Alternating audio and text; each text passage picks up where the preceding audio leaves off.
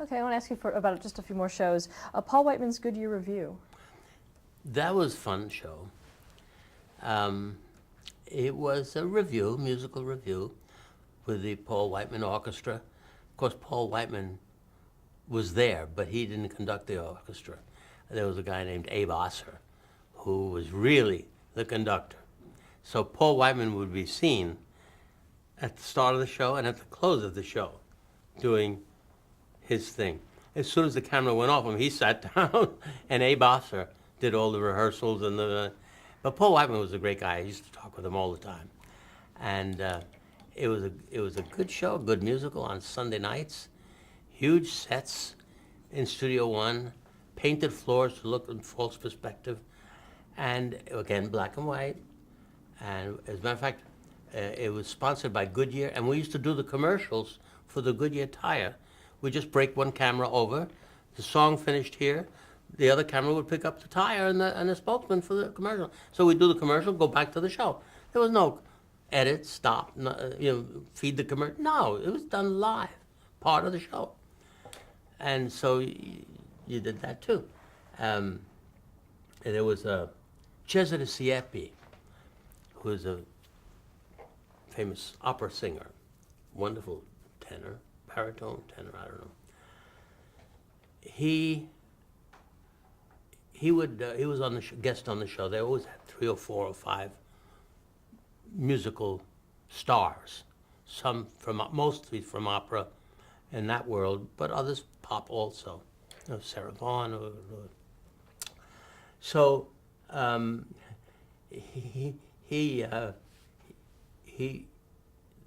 they always sang a song called "In My Garden," written by Isabel Firestone. That was part of the theme. He said, "I will not sing that song." He had an Italian accent. "I will not sing it." They said, "You got to sing the song. It's in your contract." "I will not sing that song." Well, this went on all day. Remember, we're live. Now, the closing shot normally was with the camera on a jib, on a dolly, a Houston dolly, which pulled up like a Chapman crane. That started with Paul Whiteman, and as the camera pulled back, revealing the full orchestra behind him, and all the stars that sang in the show, 5, 6, 8 of them, right next to Paul, right? And the camera would pull back, and then we roll the credits over that live shot of them singing "In My Garden." "If I could tell you of my devotion, if I could," and on and on. "I will not sing that song." So they were going crazy with him. They said, "You have to, it's in your contract or you're in trouble." Then he came up with an excuse. He said, "I cannot make the change," because they would all make the change from their costumes, the song they were singing, into dinnerwear, black tie. So the ladies appeared in gowns, and the men in black tie, tux, nice, and that was the closing tableau. So he kept saying, "I can't make the change, so I'm not going to sing the song." "You got it." Okay. Anyway, we're now live, and the camera's in on Paul, and the camera starts to pull back, and the music is swelling, and they're singing the song. And all of a sudden, the camera stops, and the director's saying, "Pull back, pull back." I said, "I can't. Stop. Why you stop?" And we saw on the other camera, Cesare Siepi had no trousers on. I told you I couldn't make the change. He got him. It was fascinating. How did the show go off then? That was the end of it. It ended right then and there anyway. But that stuff happened. I mean, it was wonderful. Okay. Tales of Tomorrow. Oh, Tales of Tomorrow was a whodunit. It was a half-hour show, live, black and white. Interesting thing happened on that show. The show opens with, you know what a knife switch is, an electrical knife switch, where you push in the knife switch with the 2 blades. And there was a big knife switch, this big, mounted on a board, this board. And a gloved hand, a silver gloved hand, which inside of which was a stagehand, a guy named Joey Terrell. I'll never forget because he was a jockey. He was a little guy. So he was right next to the camera. And he would reach in with his gloved hand, silver gloved, and grab the switch and throw the switch. And when it throws the switch would make contact. And underneath it, out of sight of the camera, was what we call a flash pot, full of flash powder, which would explode, poof, like that. And it was supposed to, as the music played, and the words about tales of tomorrow would kind of ripple on, as this hand went up and did that. When the poof of smoke went up, the words would come through, and tales of tomorrow, and then would dissolve to the live camera, which was a live camera, to a live camera. In rehearsal, he does that, and the thing goes, psst, the flash pot. Somebody says, put a little more flash powder in that. Well, 16 people put more flash powder in that. Nobody knew that the other one did it. The prop man did it, the assistant prop man did it, the AD did it. Everybody kept putting another spoonful. It was a bomb. So when this hand came in on the air, and it went, poof, boom, it blew everything, blew the camera over. Joey went to the hospital. We were off the air for 8 minutes. I don't know how long. It was a bomb, but live. And everybody, after the oohs and ahs, we were in hysterics, because, of course, I mean, who knew? Now we have safeguards against that, but interesting stuff. I mean, beds falling down, Fearful Decision with Ralph Bellamy and Meg Mundy. In tender scenes, the bed would fall. I mean, not once, twice. And scenery would fall down. I mean, all this stuff happened all the time. But, so what? So what? It was fun. We were having a ball. And at the moment, you say, oh, Jesus, set fell down. Then you stop and think, well, come to think of it, it is live and it is television, and stuff happens. What about incidents with lighting? Did you ever have any incidents that appeared on camera regarding accidents with lighting? Oh, I've had lights go out. For instance, there was a show where there was only one key light on a person, the key light meaning the main source of illumination, and it blew out, and the stagehand grabbed another one and held it in his hand, and it was hot, and he burned, but he held it for the scene, dedicated. Another scene, and I think it was the same show, was with Richard Kiley, and it was called POW, Prisoner of War. Again, live, black and white. He is a veteran of the war, and he's injured. He's been injured, and he's lying in bed on his cot, and his girlfriend comes to visit him on the front, or in the hospital there. And of course, when you do that, you don't put a lot of lights up. You light it very carefully, very clean, very crisp. One shadow, not a lot of floodlight, none. So here he's lying here. There's a key light right here, illuminating him. The girlfriend is here, there's the light on her. So you're the camera looking at this scene, and his head is on the pillow. And of course we use microphone booms that turned to phase. If you're talking, it would phase you. If the other person, it would turn. And what it was a microphone held in a frame by rubber bands, so it didn't hit anything. So, and it wouldn't pick up any other sounds. So this microphone boom was supposed to come in over here, so we wouldn't see its shadow, because the light is from here. The shadow of the microphone boom fell off camera. That's the way it was rehearsed. A very tender scene between the girlfriend and Richard Kiley, the prisoner of war. However, in the course of the production live, the boom that was supposed to be there couldn't get there. It was trapped. It got trapped with cables or God knows how. But they had to get sound, so they dispatched the other boom that came in from the other side. Here's the light, and the boom was right under it, throwing a shadow of this microphone right here. Looked like a lobster. So every time he spoke, the lobster went this way, and every time she spoke, and everybody looked at me like I was crazy. What could I do? It was live. The camera came in the wrong.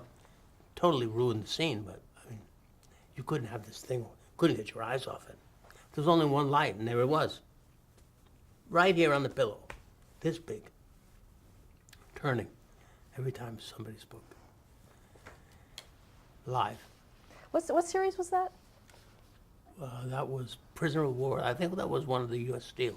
Yeah. It was the first U.S. Steel.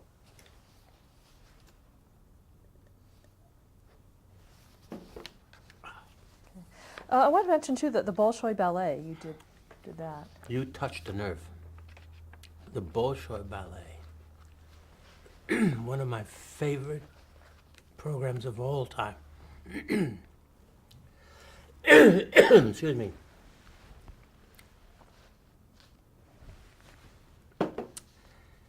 As I mentioned, I love ballet. I think the qualities of ballet and the qualities of light are married together so beautifully. They complement each other so much. They need each other so much. For instance, think of, well, they're both amorphic. Dance, a person starts here, leaps, goes through the air, ends here. That moment through the air is nothing. It's in space. That body is in space. It may see backgrounds shifting, but the body is moving through space. I don't care how long it takes, but that moment is gorgeous. You add to that light that fits the scene in color and density in that direction, all those things that we love to do. And that light hits that person in space. That's glory. You can't buy that. If you're looking for that, for something beautiful, that's it. For me, that was, what's the word, nirvana? Is that right to say that? It was like, I cannot do anything more beautiful than that for me. It only lasts this much, but it lasts this much many times.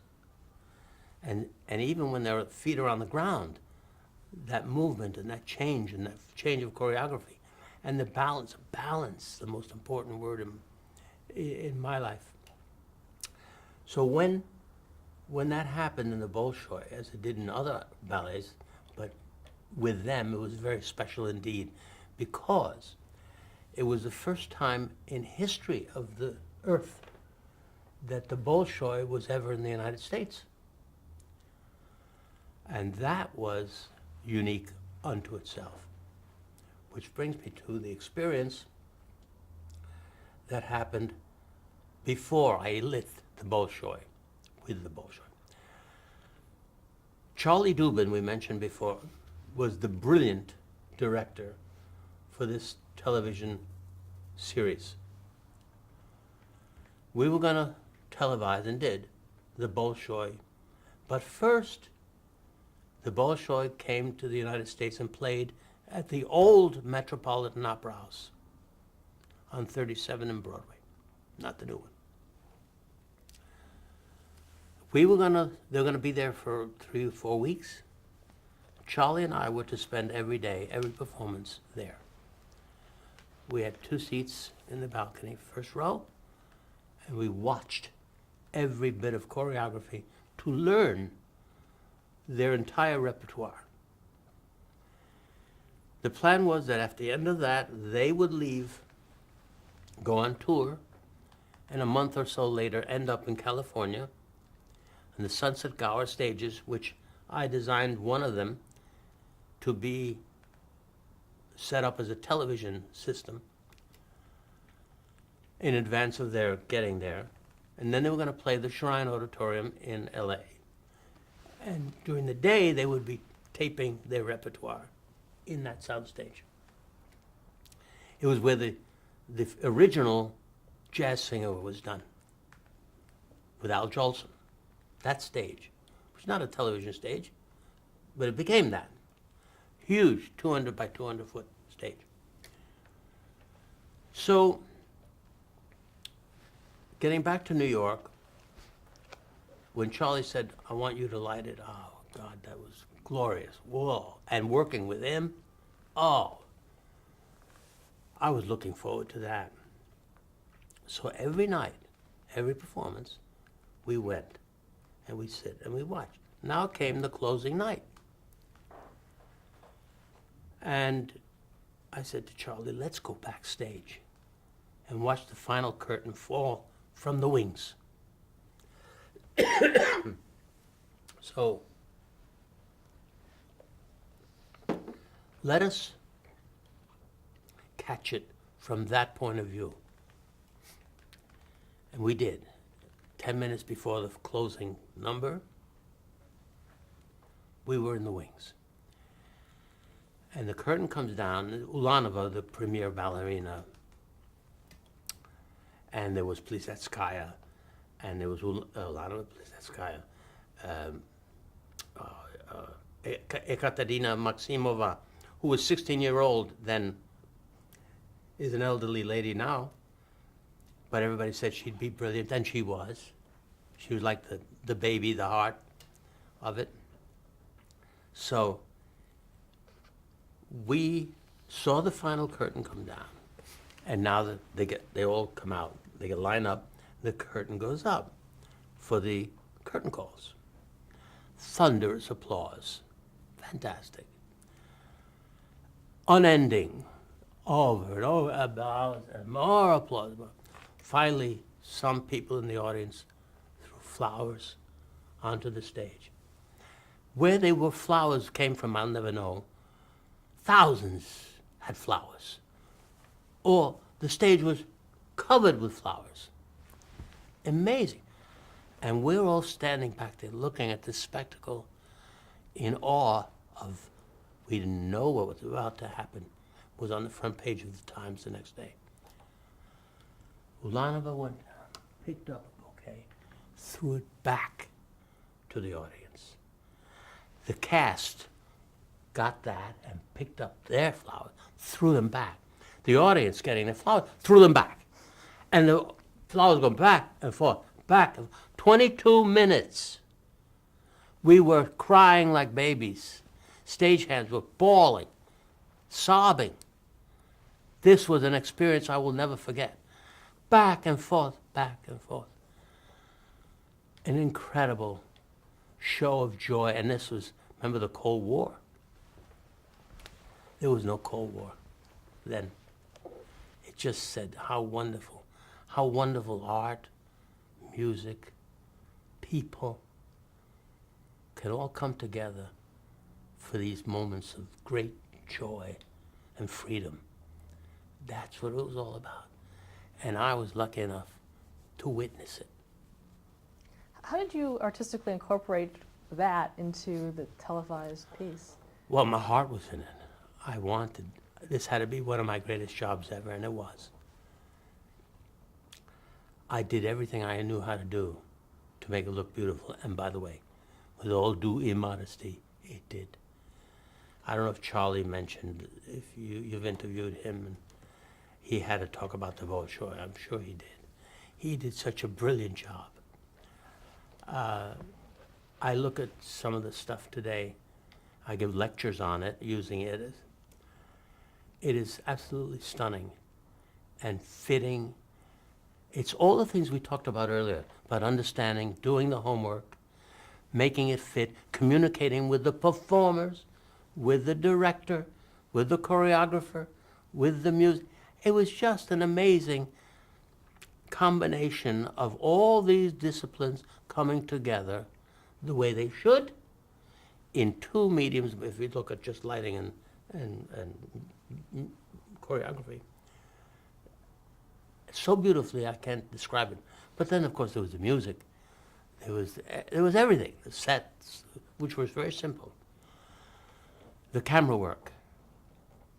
Every aspect of this thing was a joy, and I was so lucky. And no memory boards. I had 26 men and women on my electric crew, running road boards. Everything was done in here. The cues were, I couldn't talk fast enough to throw out the cues. And interestingly, they would come in the afternoon. Let's say we're going to do 3 operas, 3 ballets of their repertoire that day. They would walk them through, just walk. And then he'd make the motion like he picks her up here, but he's walking, and she's standing next to him. Then they would dance it once, and you either got it or you didn't get it, because they didn't dance it twice. There was no stop, take, retake. No. You did it live. Charlie, homework, collaboration, all of us pulling together. The crew was so into it. Again, part of my job, get them into it, because I needed them. I couldn't do it alone. I needed 27 people to do magic for me. They gave me such a send away when it all over. They gave me a big card that they made themselves with, like, you know, like a blue ribbon cut out of paper on it, and it says Imero is hero. I cherish that because it all came together, and the lighting was the easy part. But everything else, no, it wasn't easy. It was hard. But again, it was the people and everything that went with it that makes it memorable for me. The pictures were beautiful, yeah. But what I cherish most is those relationships with Charlie, with the Russians, who we had an interpreter. They didn't speak Russian. We had a bar counter. I don't read music. So we would count bars, and we'd say, oh, on bar 127 that's the cue. And we did it. And it was flawless. I mean, Florence was there, because that's what it's all about. You spent 10 years at ABC? Yes, 10 wonderful years. Why did I you learned leave? so much there. Why did I leave? Well, you know, there are unrequited loves, and there are things that have to happen in one's life. One of the problems in the early days of television, which I went through, and it wasn't ABC's fault, it was the same way everywhere, was there was a lot of programming to do and no time to do it. No rehearsal. ABC had only 2 or 3 of me, like me. NBC had maybe 4 or 5. CBS had maybe 4. We were doing all the television there was in the world, in the United States. That's it. So we would work 18, 20 hours a day, 7 days a week. But we were young. It's okay. Now I do it, it's not so okay, but then it was great. Why? It's exciting. We could take it. But I said, you know, folks, I would say to myself, this is wrong. I can't even have time to prepare. I go from one show to another show to another show to another show. I mean, both shows I had time to prepare, but I took a leave of absence to do that. ABC let me do it because they respected Charlie and they respected me. And it was the end of my 10 years there. So I had paid a lot of dues, and I'd been good for them and then good for me. So I forgot my point. I was where was I? You're leaving ABC. Oh, yeah. So I said, okay, I now, what's wrong is that lighting directors, lighting designers need time. They should go to rehearsals. They should talk with the director, not just on site. We should have time to prepare. But there was no time. It wasn't their fault. We had to light shows. There was no time to go to rehearsal. I said, that's all wrong. What I will do, I will resign, and I will be the person that goes to the rehearsal. And I, being a lighting designer, know what the lighting designer needs. I will get it from the director in rehearsals. I'll mark the plan, not tell him how to light it, but be the person that can go to the lighting director and say, here's what they want to do. Just as no one came to me, except at the last minute, and then I have to do it. Well, now I gave them a chance to think about it. And that was appreciated, not frowned upon, because I gave them more information in their language than they ever got. So guess what? The shows improved, didn't they? They had to, because the lighting designer could do what was expected, not do what he thought was expected. So that's how I said, I got to do that. In order to do that, I have to quit. I reluctantly quit because I loved ABC. I learned everything. Everything I'm telling you, I learned it over there. They were so good and so nice, and I loved it so. I sat in that studio that I did all this. And it just was emotional as could be. Empty, dark studio. Lights were there.